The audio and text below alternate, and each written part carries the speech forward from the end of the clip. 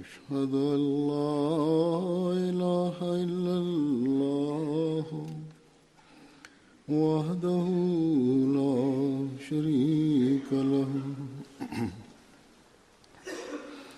وأشهد أن محمدا عبده ورسوله أما بعد فأعوذ بالله من الشيطان الرجيم بسم الله الرحمن الرحيم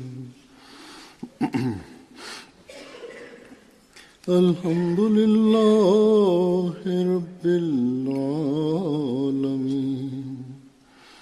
الرحمن الرحيم مالك يوم الدين إياك نعبد وإياك نستعين اهدنا الصراط المستقيم صراط الذين أنعمت عليهم غير المغضوب عليهم ولا الضالين.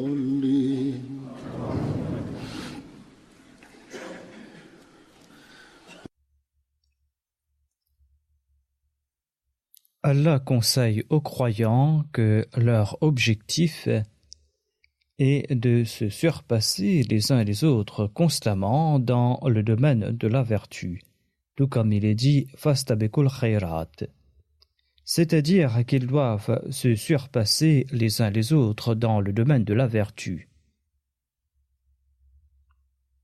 D'ailleurs, Allah l'exalté a décrit ceux qui accomplissent de bonnes œuvres comme étant les meilleurs de ses créatures.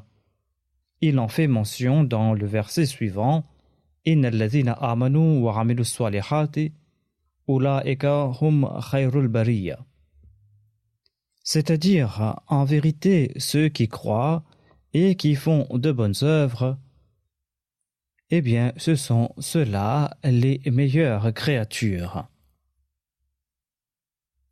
Le Messie premier alayhi salam a expliqué brièvement ce sujet en commentant sur ce verset. Il déclare à ce propos « L'homme, comment-il doit accomplir ses obligations et il doit progresser dans l'accomplissement de bonnes œuvres. » Il a présenté ses explications dans le cadre de l'explication de ce verset. Ainsi, accomplir plus de bonnes œuvres fait d'un musulman un véritable croyant. C'est ainsi qu'il deviendra un véritable croyant. Et nous devrons nous évertuer en ce sens. À la lumière du Saint-Coran et à la lumière des hadiths, le Messie premier l'Islam a expliqué de manière très détaillée ce sujet afin de nous accorder cette direction.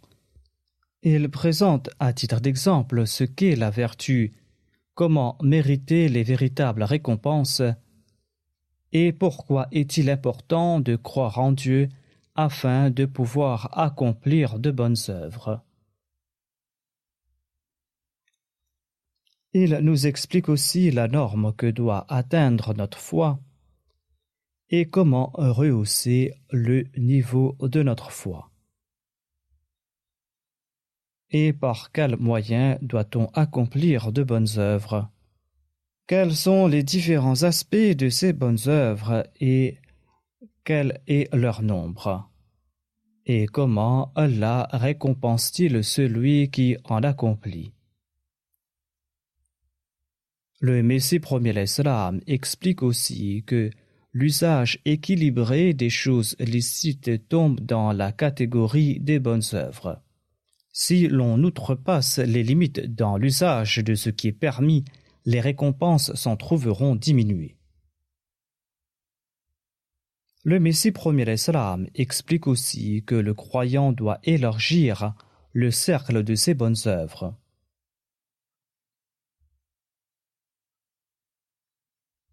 En somme, le Messie premier l'Islam développe en détail et sous différents angles la sagesse des actes méritoires, leur réalité ainsi que leur essence.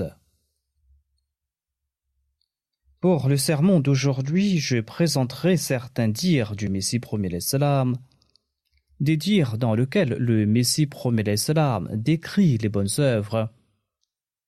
Il explique aussi que une œuvre qui est apparemment insignifiante attire aussi le plaisir de Dieu. Le Messie premier l'Islam déclare: l'accomplissement des bonnes œuvres est une marche pour monter vers l'islam et pour monter vers Dieu. Si l'on souhaite connaître la réalité de l'islam, si l'on désire mériter le plaisir d'Allah ainsi que sa proximité, il faudra monter sur la marche des bonnes œuvres.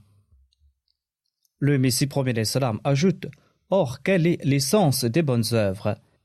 Satan se tient toujours à l'affût sur la voie qu'emprunte l'homme afin de l'écarter du droit chemin. À titre d'exemple, si dans la soirée on a préparé plus de pain que nécessaire à la consommation dans la maison d'une personne nantie, eh bien il en restera de ces pains le jour d'après. Et le lendemain, on présente devant le chef de la maison un repas fraîchement préparé. Il n'en a pas consommé une bouchée qu'un mendiant vient frapper à sa porte quémandant du pain.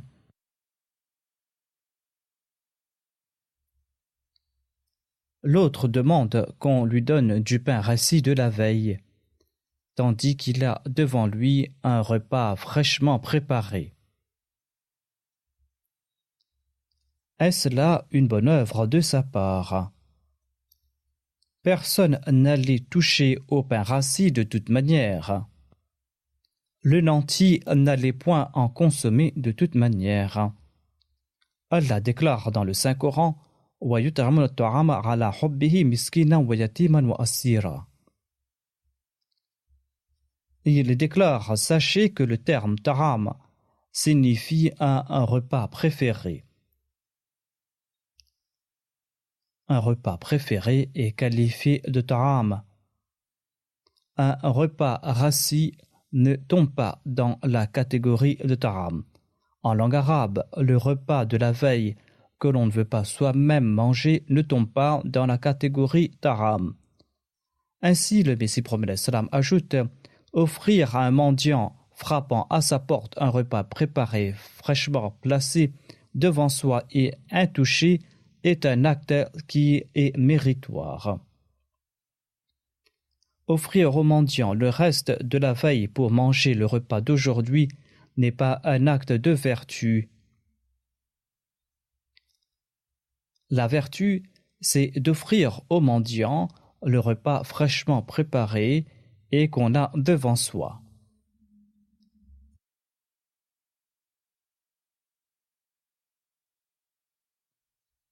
Quand on sera à ce point vigilant, l'on pourra accomplir les véritables actes méritoires.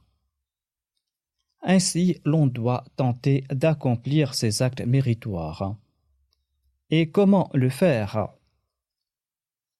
Sans une foi complète en Dieu, on ne pourra pas en accomplir. En expliquant ce sujet, le Messie premier alayhi salam déclare: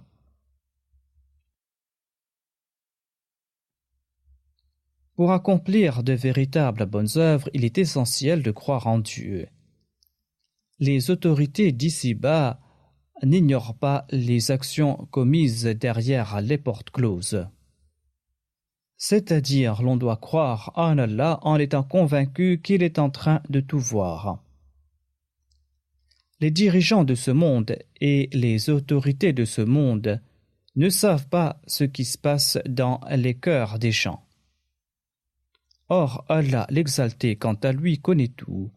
Il est au courant de tout et l'on doit croire que Dieu sait tout et qu'il connaît l'invisible. Le Messie premier l'Islam explique: si verbalement l'on se proclame vertueux pour nourrir de noirs desseins en son fort intérieur, on ne craindra pas d'en être attrapé.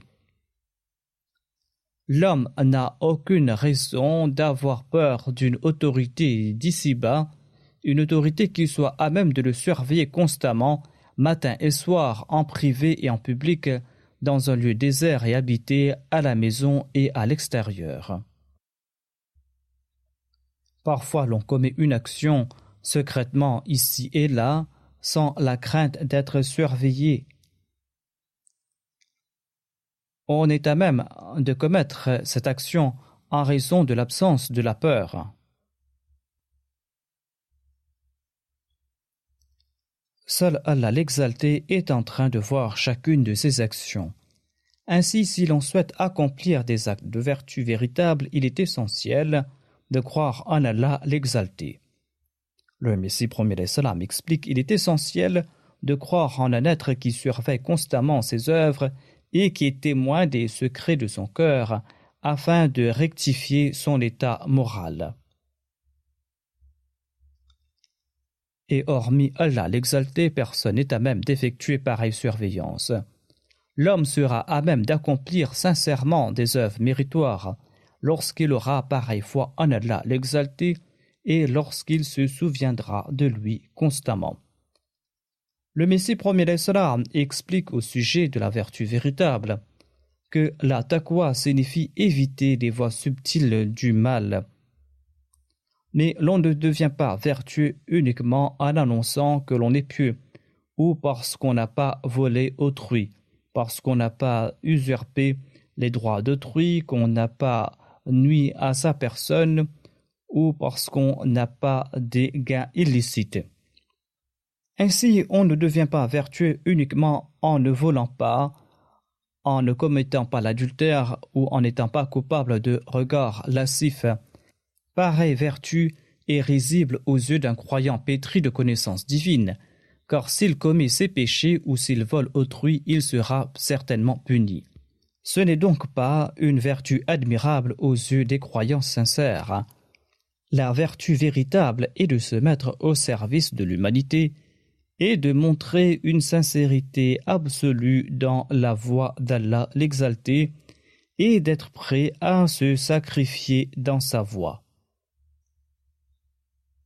Le Saint-Coran annonce à cet égard « Inna Allaha ma'al ladhina taqaw wal ladhina hum muhsinoun »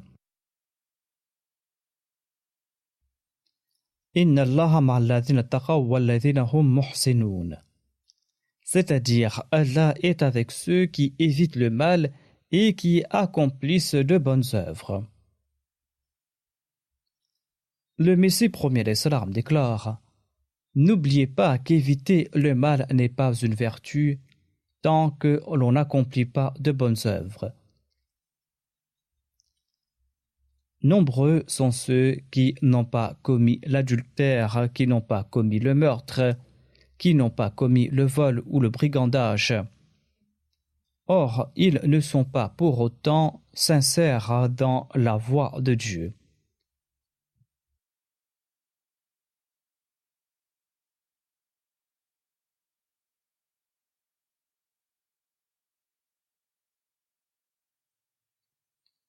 Afin de mériter le plaisir d'Allah, ils n'ont pas accompli quelque œuvre dans sa voie, dans le respect de ses commandements. Ils n'ont guère consenti à des sacrifices en dépit du fait qu'ils ont évité nombre de maux. Ils ne se sont pas acquittés de leur devoir envers Allah et envers ses créatures. Ils n'ont pas accompli des œuvres méritoires de ce genre. Certes, ils n'ont pas commis de péché, mais ils n'ont pas accompli leur devoir envers Allah et envers ses créatures. Ils n'ont pas accompli des bonnes œuvres. Le Messie premier salam ajoute « Ignore est celui qui se place parmi les vertueux en présentant ses œuvres, car il s'agit en fait de vilainie qu'il faudra fuir. L'on ne méritera pas une place parmi les amis d'Allah rien qu'en évitant ces mots. »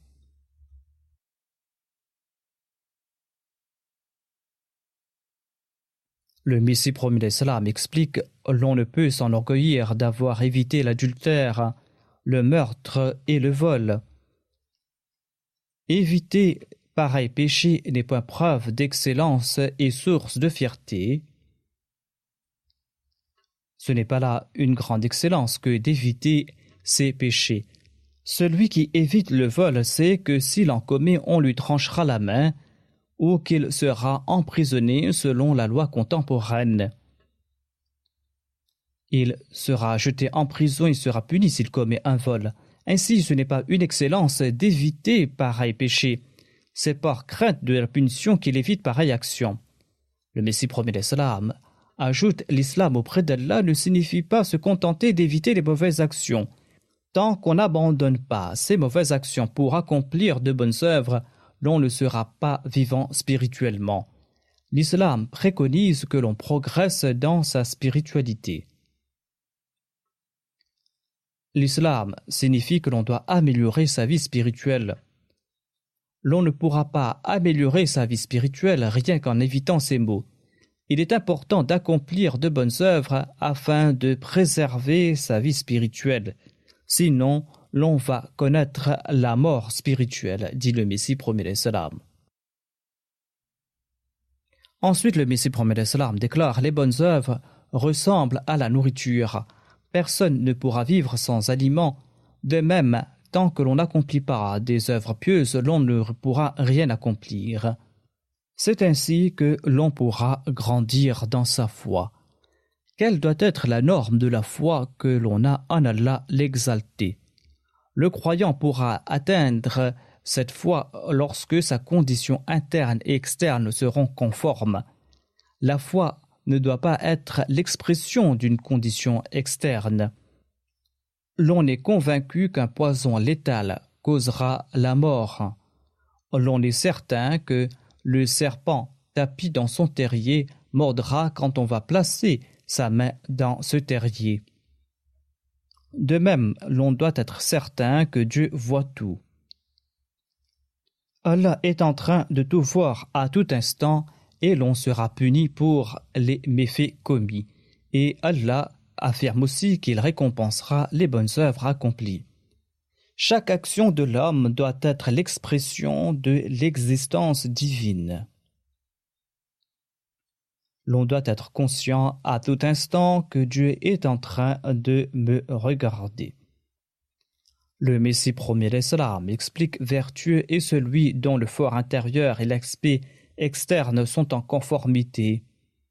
Celui-là ressemble à un ange marchant sur la terre.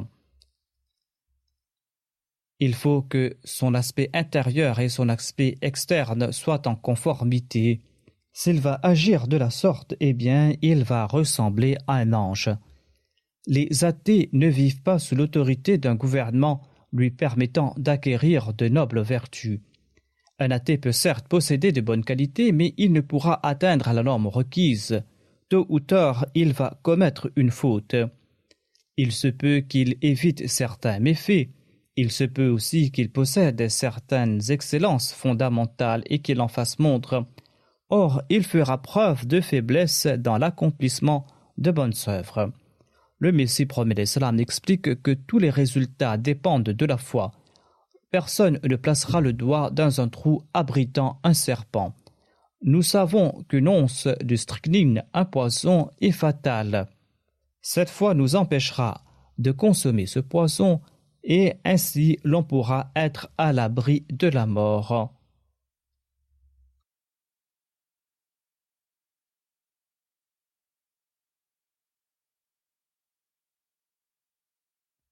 Le Messie promis alayhi salam explique la nécessité de renforcer la foi en ces termes. Sachez que la racine de toute pureté et de toute vertu est la foi en Allah à l'exalté. Autant la foi en Dieu sera faible, autant les bonnes œuvres seront faibles, et l'on sera paresseux à l'égard de l'accomplissement de bonnes œuvres. Or, celui qui possède une foi ferme et qui est convaincu de l'existence de l'être de Dieu et de tous ses attributs parfaits apportera en sa personne des changements extraordinaires. Le croyant doit être convaincu qu'Allah est tout-puissant, qu'il connaît tout, qu'il connaît l'invisible et qu'il le voit partout. Le Messie promet l'Islam ajoute ainsi il y aura dans les œuvres de l'homme un changement extraordinaire. Il commencera à accomplir automatiquement des bonnes œuvres. Au lieu de pratiquer le vice, il s'adonnera davantage à la vertu. Celui qui croit en Dieu le Très-Haut ne peut s'adonner au péché. On ne peut croire en Dieu pour ensuite commettre des péchés. Car cette foi supprime ses penchants charnels et les membres grâce auxquels il commet ses transgressions. Celui dont on enlève les yeux ne pourra être coupable de regards lubriques. Il ne pourra commettre des péchés par les yeux. Celui dont on tranche les mains sera incapable de commettre des péchés avec ses membres. De même, lorsque le croyant atteint le stade de la nafs al-mutma'inna, de l'âme apaisée, eh bien cette âme le rend aveugle et ses yeux sont incapables de commettre des péchés. Il regarde sans voir. Il ne jette pas des regards lascifs et malveillants sur toute chose. Le Messie premier l'Islam explique il en est ainsi parce que la vision de ses yeux a été supprimée, c'est-à-dire qu'il n'est pas à même de regarder quelque chose avec avidité ou avec de mauvaises intentions. Il ne nourrit pas de désirs malveillants à cet égard. Il possède certes des oreilles, mais il est sourd. Il est impossible pour lui d'entendre des propos incitant au péché. De même, tous ses penchants favorisant la lascivité et la lubricité ainsi que ses aptitudes internes sont supprimés. La mort frappe tout pouvoir à commettre les péchés. Il ressemble à un cadavre et il suit uniquement le plaisir de Dieu et chacun de ses pas est en accord au plaisir de Dieu. Cette condition naîtra quand on aura en Dieu une foi parfaite, dit le Messie premier l'Islam. Ainsi, il recevra en retour la sérénité parfaite. Cette condition parfaite naîtra lorsqu'on aura en Dieu une foi parfaite et en retour l'intéressé recevra la sérénité parfaite. Ceci est l'objectif réel de l'homme. C'est le but que nous devrons avoir en tête. À chaque pas, nous devrons débarrasser nos esprits et nos yeux et nos oreilles de toute impureté. Le Messie premier l'Islam explique « C'est ce dont notre Jamaat a besoin. Pour mériter cette sérénité parfaite, la foi parfaite est nécessaire. Ainsi, dit-il, la première obligation de ma Jamaat et qu'elle doit nourrir en Allah une foi sincère. » Voilà l'objectif que le Messie premier l'Islam nous a donné, à savoir que nous devons acquérir la vraie foi afin que nous puissions accomplir de bonnes œuvres. Et c'est là que nous entrerons dans le groupe de ceux qui rivalisent dans le domaine de la vertu et ceux qui sont les meilleures créatures de Dieu. En expliquant le sujet de la vertu, le Messie premier l'Islam déclare « Deux actions sont nécessaires de la part de l'homme. Il doit éviter les péchés et il doit accomplir au plus vite des bonnes œuvres. » Les bonnes œuvres, quant à elles, comportent deux aspects. Il y a l'abandon du mal, d'une part, et il y a aussi l'accroissement du bien. On doit abandonner le mal, c'est là un aspect des bonnes œuvres, mais d'autre part, il faudra aussi accroître la quantité des bonnes œuvres que l'on accomplit. Or, l'on n'atteint pas la perfection rien qu'en abandonnant le mal, dit le Messie premier l'Islam. On ne peut pas atteindre la perfection rien qu'en abandonnant le mal. La foi sera faible tant qu'on n'ajoutera pas le bien. C'est-à-dire qu'il faudra aussi accorder à autrui des bienfaits. L'on comprendra jusqu'à quel point l'on a accompli des changements lorsque l'on va atteindre ce stade. L'on atteindra ce stade lorsqu'on croira dans les attributs divins et lorsqu'on va posséder connaissance de ces attributs divins. Sans respecter ces conditions, l'homme ne pourra pas éviter les maux. Et afin de connaître les attributs d'Allah, on doit constamment lire le Saint-Coran, on doit étudier les injonctions du Saint-Coran. Le Messie premier l'Islam ajoute « accorder à autrui des avantages est en soi une grande action. Les gens ont un tant soit peu peur de l'autorité des rois et de leur punition.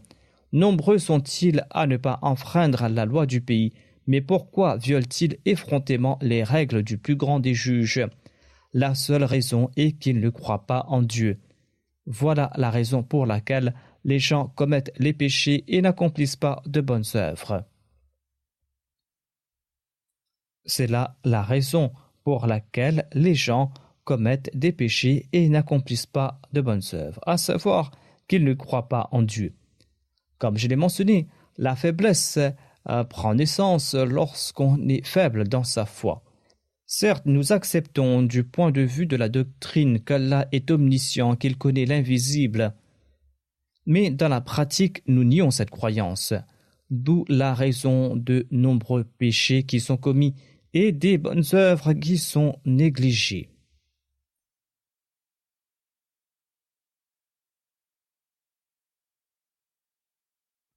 Le manque de foi est la raison derrière tout cela.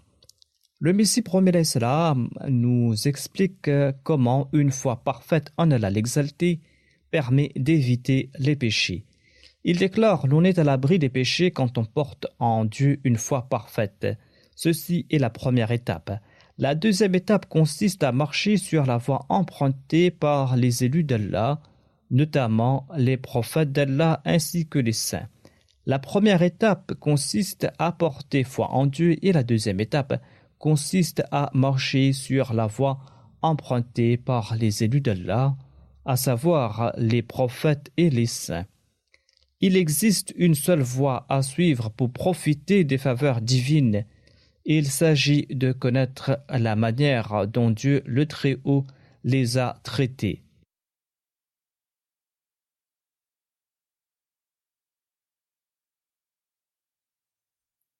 L'on parcourt la première étape consistant à éviter les péchés grâce aux attributs de gloire d'Allah. Ces derniers démontrent qu'Allah est l'ennemi des méchants et qu'il supprime les ennemis de ses élus. Et l'on arrive à la deuxième étape par la manifestation des attributs de beauté d'Allah. Sans l'entremise du pouvoir divin que l'islam qualifie d'esprit saint, l'on ne pourra rien acquérir.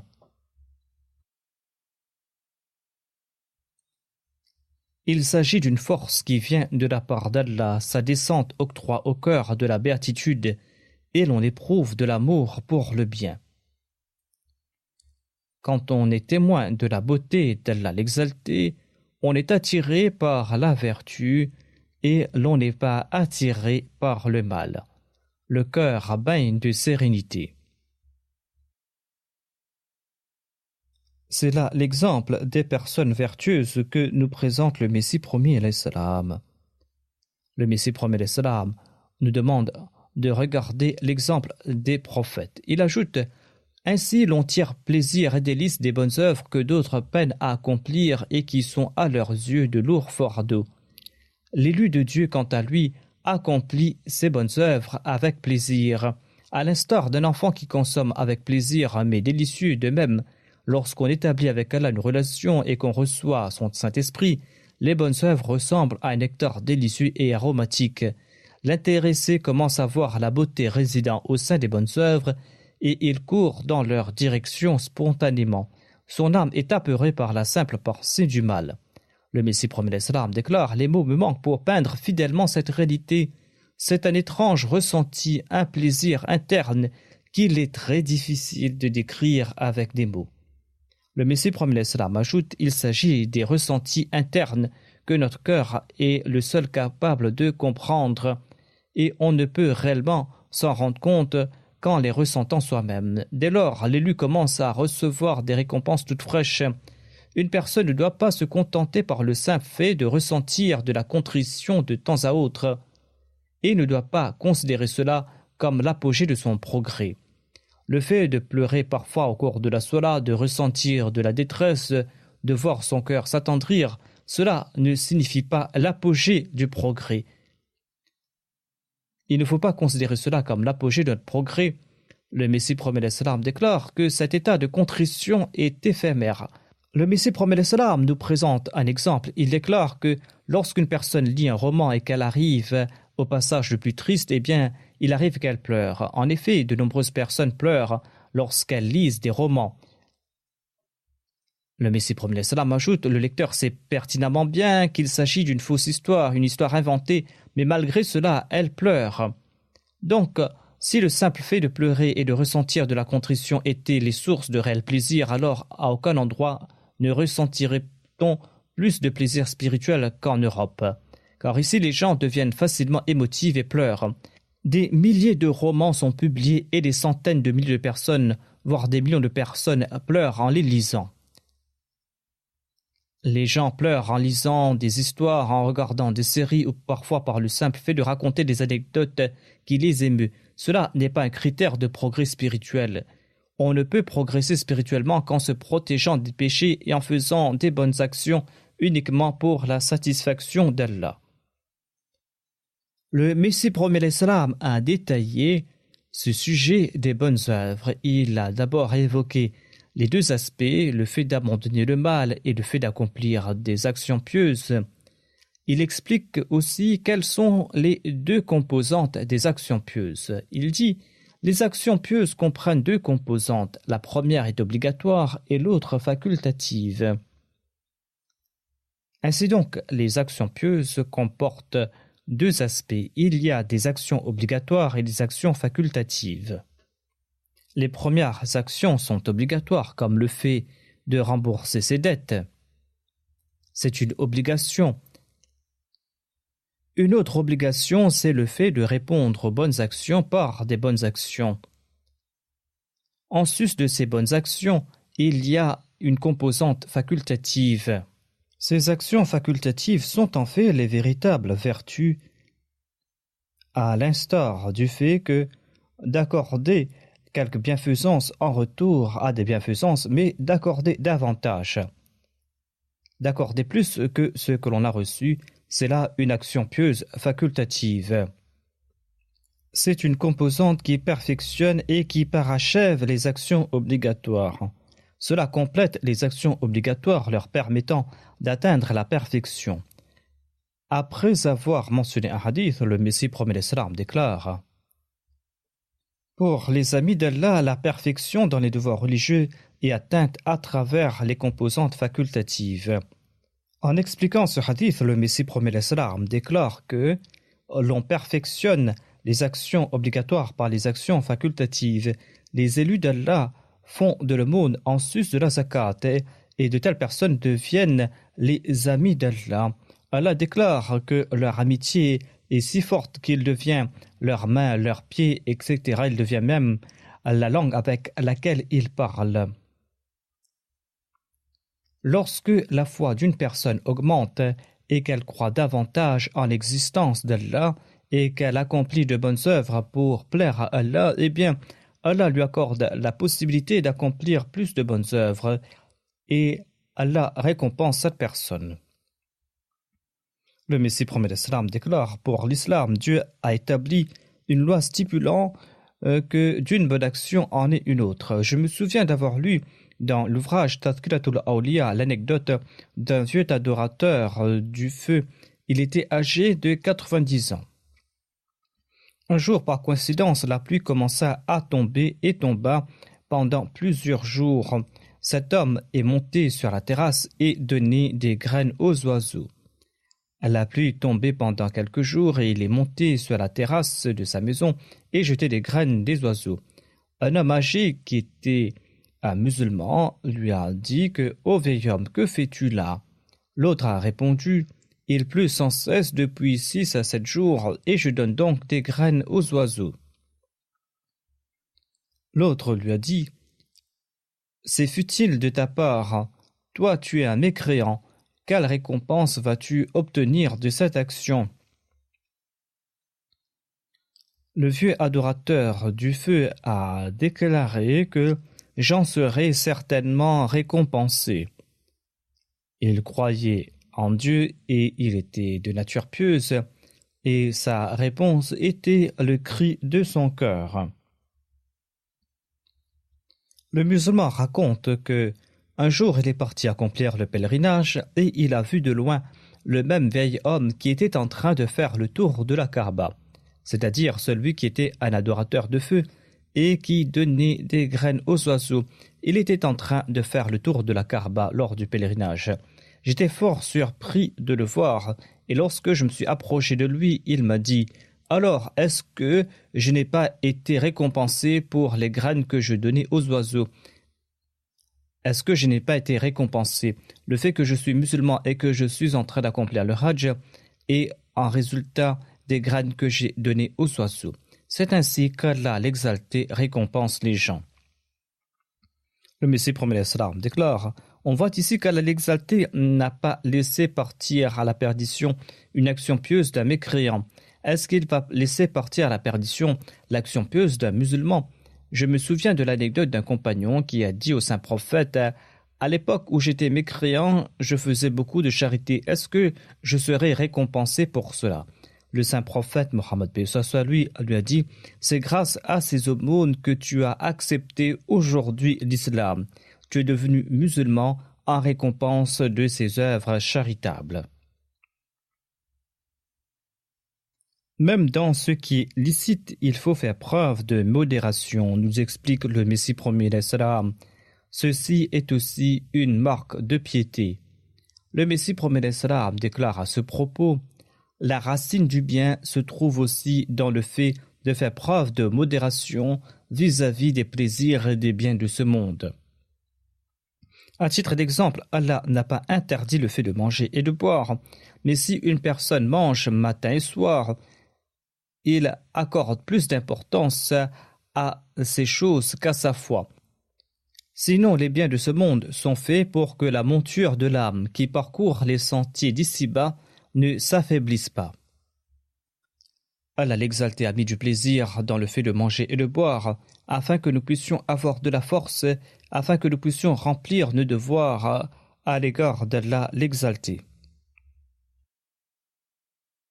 C'est ce que nous devrons avoir en tête lorsque nous mangeons. Le but, c'est d'avoir une bonne santé. Le Messie promet salam explique, on peut illustrer cela par l'exemple du cavalier qui, lors d'un long trajet, après avoir parcouru une vingtaine de kilomètres, ressent la fatigue de son cheval et s'arrête pour le laisser se reposer. Et il lui donne du foin à manger afin d'enlever sa fatigue. Il en est de même pour les plaisirs de ce monde dont profitent les prophètes de Dieu, explique le Messie promis d'Islam. Les prophètes mangent également les choses de ce monde et cela leur procure également du plaisir et cela les réconforte. Les prophètes se marient, ils ont des enfants, ils mangent et ils boivent. Les prophètes ont recours à ces choses, certes. Ils profitent également des plaisirs de ce monde, dit le Messie promet l'Islam, car ils ont la lourde tâche de la réforme du monde. Si Allah ne les aidait pas avec sa grâce, eh bien cela les aura anéantis. Tout comme un cavalier qui donne à manger et à boire à son cheval pour le maintenir en forme.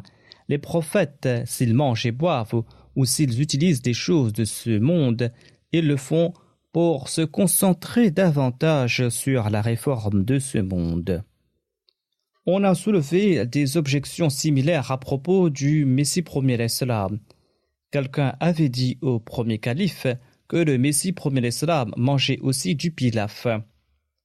Le critiqueur avait objecté que j'ai entendu dire que le Messie promis consomme du pilaf. Le Messie premier l'Islam a déclaré que j'ai lu nulle part, ni dans le Coran, ni dans les hadiths, que les prophètes n'avaient pas le droit de bien manger. S'il en mange, eh bien, qu'est-ce que cela peut vous faire ? Certaines personnes font également ce genre de critique. On croit que le fait de consommer des plats sans goût est un acte de grande piété. C'est tout à fait faux. Nous devrons suivre l'exemple du saint prophète Mohammed lui. Il avait dit à un de ses compagnons que je mange de bons plats, je porte de beaux vêtements, je me suis marié, j'ai des enfants, je dors et j'accomplis les actes d'adoration. Vous devrez suivre mon exemple. Le Messie premier l'Islam ajoute « Les prophètes ne se vouaient pas corps et âme à ces choses matérielles. » Se vouer corps et âme à ces choses est un poison. Un débauché esclave de ses désirs. Il fait ce qu'il veut, il mange ce qu'il veut. Un pieux n'agit pas de la sorte. S'il agit de la sorte, les voies menant à Dieu ne lui seront pas divulguées. D'un point de vue mondain, le débauché mange, boit et fait toutes ces choses. Mais si le vertueux agit de la sorte, eh bien, les voies divines ne lui seront pas ouvertes. Celui qui lève un pas vers Dieu, eh bien Dieu se rapproche de lui. Allah déclare: soyez justes, cela est plus près de la piété. La modération de la consommation des mets et des boissons est synonyme de taqwa. Le fait de se préserver du péché ne se résume pas seulement à se préserver de la fornication et du vol. Cela implique aussi faire preuve de modération dans l'usage de ce qui est licite. En effet, faire preuve de modération dans l'usage de ce qui est licite est une marque de taqwa et de piété. Le Messie promet l'Islam nous explique comment faire preuve de piété à l'égard de ceux qui nous gouvernent, à l'égard de nos relations et nos proches. Il dit: notre enseignement est d'agir avec piété envers tout le monde. Il faut vouer obéissance envers ceux qui nous gouvernent, car ils sont les garants de notre protection. Il faut que nous soyons obéissants à l'égard de l'État si l'État est en train de respecter comme il se doit ses devoirs envers ses citoyens. Grâce à eux, notre vie et nos biens sont protégés. Nous devrons agir avec piété avec les membres de notre fratrie, car nous devons respecter leurs droits. Il ne faut pas que l'on prie derrière ceux qui ne sont pas pieux, ceux qui s'adonnent aux innovations et au shirk, et ceux qui s'opposent à nous. Il faut bien traiter autrui, mais cela ne veut pas dire qu'il faut prier derrière ceux qui s'opposent à nous, ceux qui émettent des fatwas contre nous, ceux qui s'adonnent aux innovations. Il ne faut pas prier derrière pareille personne. Le Messie promet l'Islam déclare: mais il faut quand même être bon envers ces personnes. Il faut que nous soyons bons envers de telles personnes, même s'ils sont loin dans leur hostilité contre nous. J'ai un principe qui est d'être bon envers tout le monde. Si une personne ne peut pas être bonne envers les autres, quelle récompense aura-t-elle au jour du jugement? C'est pour cette raison qu'il faut être bon envers tout le monde et qu'il faut se protéger en ce qui concerne la religion. À l'image du médecin qui soigne tout le monde, que l'on soit hindou, chrétien ou autre, de même, nous devrons avoir à l'esprit ces principes de base lorsque nous faisons preuve de piété. Si quelqu'un déclare qu'à l'époque du saint prophète Mohammed, paix soit lui, des mécréants ont été assassinés, c'est parce qu'ils étaient des criminels en raison de la persécution et du meurtre des musulmans. Ces gens avaient dépassé les limites dans leur méchanceté et tué les musulmans sans aucune raison, et c'est pourquoi ils méritaient d'être châtiés. Ils ont tué des musulmans et ils les ont persécutés, et ils avaient été punis parce qu'ils étaient coupables. Ils n'avaient pas été tués simplement parce qu'ils étaient mécréants. Si l'on rejette la vérité, mais que l'on n'est pas méchant, eh bien l'on ne méritera pas de punition ici-bas. Le Messie promet l'Islam nous enjoint d'élargir le cercle de notre sympathie. Il déclare: selon moi, le cercle de la sympathie doit être vaste. On ne doit pas limiter sa sympathie à certaines personnes ou à certains peuples. Je ne dis pas comme les ignorants de nos jours qu'il faut limiter sa sympathie aux musulmans. Je vous enjoins de faire montre de sympathie envers toutes les créatures de Dieu, que l'on soit hindou ou musulman. Je n'apprécie guère les gens qui veulent limiter leur sympathie à leur peuple. Certains vont même jusqu'à dire que si nous trempons notre main dans un bol de miel pour ensuite la placer dans un tas de graines de sésame, la quantité de graines collées à la main représente l'étendue de la tromperie que l'on pourra faire subir aux non-musulmans. Ces coutumes sont en fait de grands péchés. Ce sont des concepts que l'on trouve chez les non-ahmadis. Ils disent qu'il faut placer la main dans du miel ou dans un liquide sucré pour ensuite la placer dans un tas de sésame. Et l'on pourra ensuite tromper autrui dépendant de la quantité de graines agglutinées à sa main. Pareilles pratiques sont de grands péchés et sont interdites selon le Messie promis à l'Islam.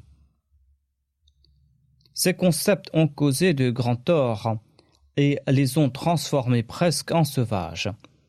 Tel est l'état des musulmans d'aujourd'hui. Mais moi, je vous conseille de ne pas limiter le cercle de votre sympathie et de suivre les enseignements de Dieu en référence à la sympathie. Cet enseignement est c'est-à-dire que tout d'abord, pour l'accomplissement d'une bonne œuvre, on ne doit pas oublier d'être bienveillant envers celui qui a été bienveillant envers soi. Il faut faire davantage, c'est le seuil de l'ihsan, c'est-à-dire le fait de faire montre de plus de bienveillance. Le seuil d'Ihsan est plus élevé comparé à l'Adl, mais il est possible qu'à un moment ou à un autre, quelqu'un fasse étalage des faveurs qu'il a accordées. C'est pourquoi il y a un autre seuil où l'homme fait montre de bienveillance par pur amour personnel, sans aucun mélange d'arrogance, tout comme la mère nourrit son enfant. La mère n'attend aucune récompense en retour des soins qu'elle offre à son enfant. Elle consent à ses sacrifices pour son enfant par amour naturel, à tel point que si un roi ordonnait à la mère de ne pas allaiter son enfant et qu'en conséquence, même si l'enfant perd sa vie, la mère ne sera pas châtiée, croyez-vous qu'une mère sera contente d'entendre pareil ordre et qu'elle va obéir cet ordre? Certainement pas. Au contraire, elle va maudire dans son cœur pareil souverain pour avoir donné un tel ordre. Il faut donc faire montre d'une telle bienveillance qui atteint ce stade, et cet amour naturel doit atteindre son apogée. C'est là qu'elle va atteindre la perfection. Il faut accomplir des bonnes œuvres de sorte qu'à chaque moment, nous voulions les perpétuer. Le Messie promet l'Islam déclare faire montre de la bienfaisance de manière naturelle et qualifiée de Ita Idil Qurba.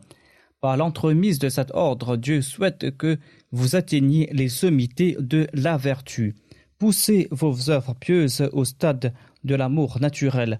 Tant que l'on ne progresse pas pour atteindre ce seuil où tout s'accomplit naturellement, l'on ne pourra pas toucher la perfection.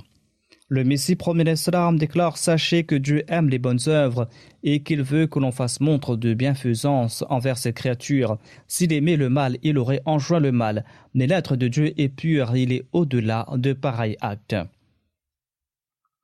Qu'Allah nous accorde la possibilité d'accomplir de bonnes œuvres pour sa cause afin que nous puissions mériter son plaisir et que nous puissions atteindre notre objectif qui est de rivaliser dans l'accomplissement de bonnes œuvres. Après la prière, je vais diriger quelques prières funéraires. La première prière funéraire est celle de Mokaram Hamid Maqsoud Atif Saheb, missionnaire de la communauté, fils du professeur Massoud Ahmad Atif Saheb. Il est décédé à l'âge de 48 ans le 22 octobre dernier des suites d'une insuffisance rénale à la Tahir Heart Institute à Rabwa. Inna lillahi wa inna ilayhi raji'un. Le défunt était le petit-fils maternel de Hazrat Abdurrahim Dard Saheb, qui était un compagnon du Messie premier Islam. Son père s'appelait Massoud Ahmad Atif et il avait enseigné la physique à la Talimul Islam High School de 1955 à 1986.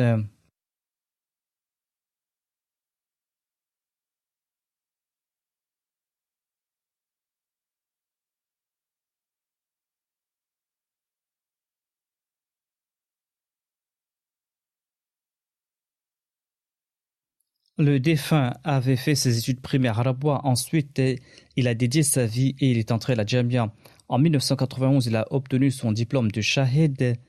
Il désirait s'enrôler dans l'armée, mais il a quitté le collège et il est entré à la Jamia après avoir vu un rêve et il a complété son diplôme de Shahid à la Jamia.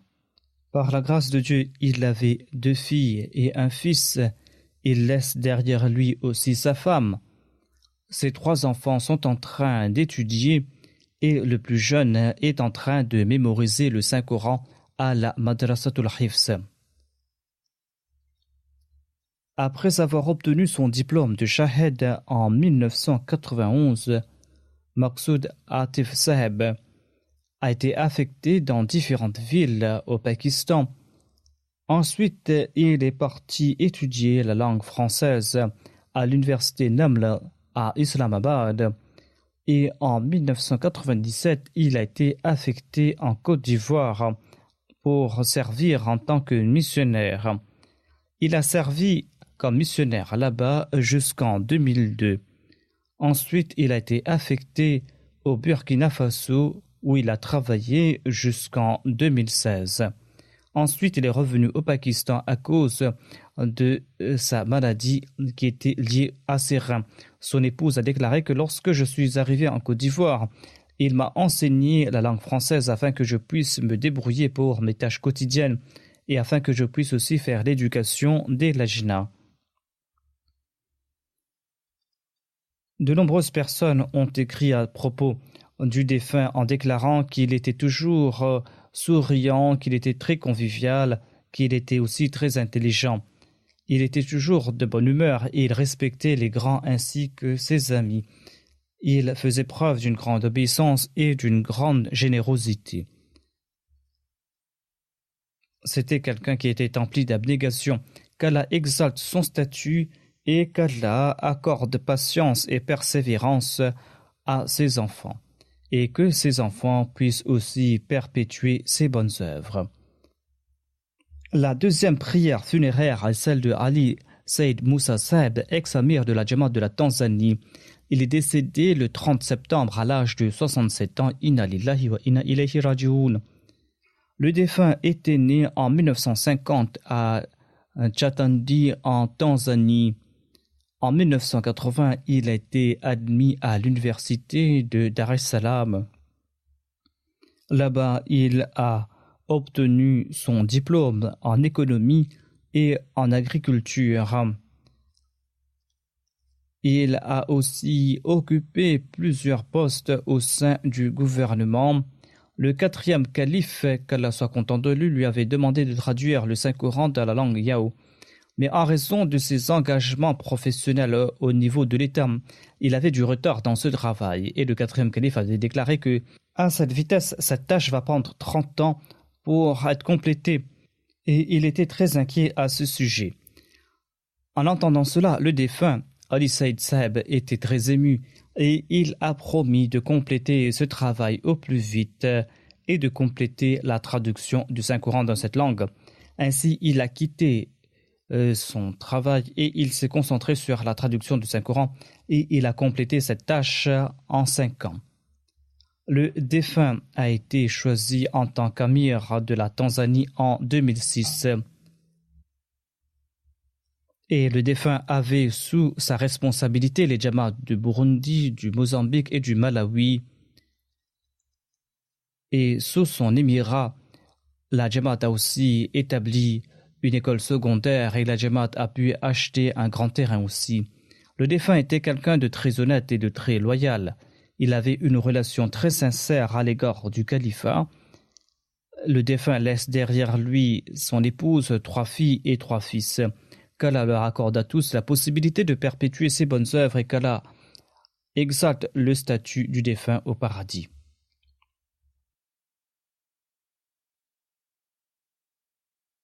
La troisième prière funéraire est celle de Nusrat Begum Sadika Saheba de Rabwa. Elle est décédée au milieu de la nuit du 16 au 17 octobre à la Tahir Heart Institute à Rabwa. Inna lillahi wa inna ilayhi raji'un. La défunte était la mère de Momin Tahir Saheb, qui est le responsable du bureau arabophone. La plus grande qualité de la défunte était son amour pour l'unité de Dieu et sa haine pour le shirk et les innovations. Elle plaçait toujours sa confiance en Allah. Elle était très généreuse, elle était modeste et discrète dans ses bonnes œuvres. Son grand-père, Mir Ataullah Saheb, était un compagnon du Messie premier salam. Il avait également prêté le serment d'allégeance à Qadian par l'entremise de Maulana Burhanuddin Saheb.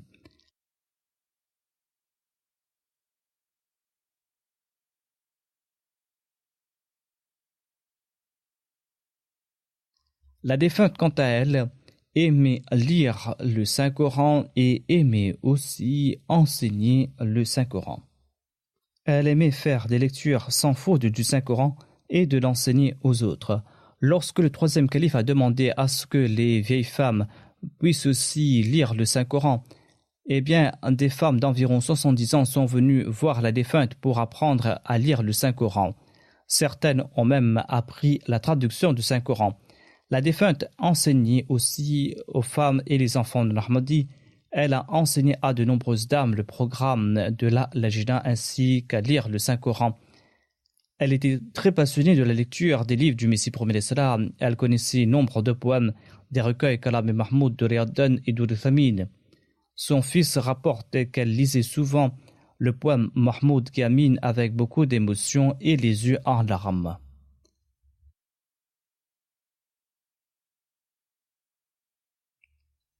Elle a aussi mené une campagne vigoureuse contre les innovations dans son village. Les femmes faibles de foi du village avaient recours aux incantations et aux amulettes. La défunte a mené un long djihad pour qu'elles délaissent ces pratiques et les a conseillées de devenir de véritables croyantes. La défunte offrait aussi ses prières avec beaucoup de passion et elle récitait régulièrement le Saint-Coran. Elle était moussie et elle laisse derrière elle 4 enfants, parmi lesquels il y a Momin Seb, comme je l'ai déjà mentionné. Les autres ont aussi dédié leur vie et sont en train de servir la Jamaat. Il avait 6 fils en tout. Qu'Allah l'exalté exalte son rang au paradis et qu'il permette à ses enfants de suivre ses pas.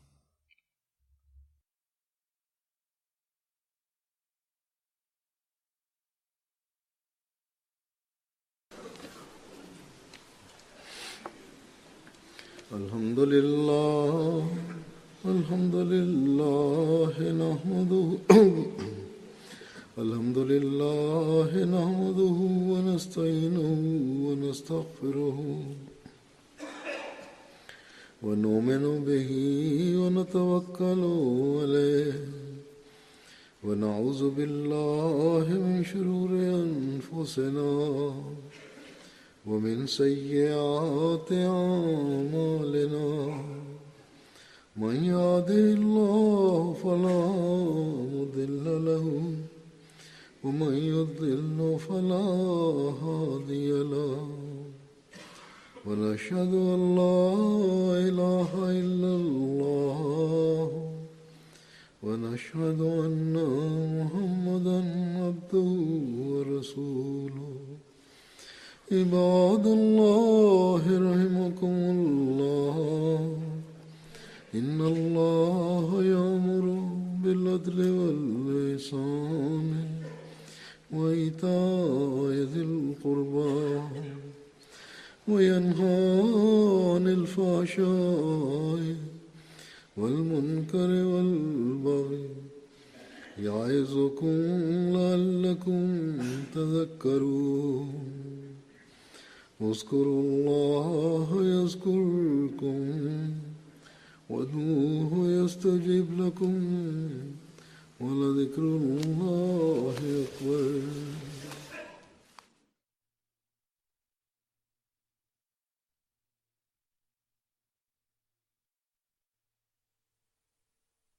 اللهم صل على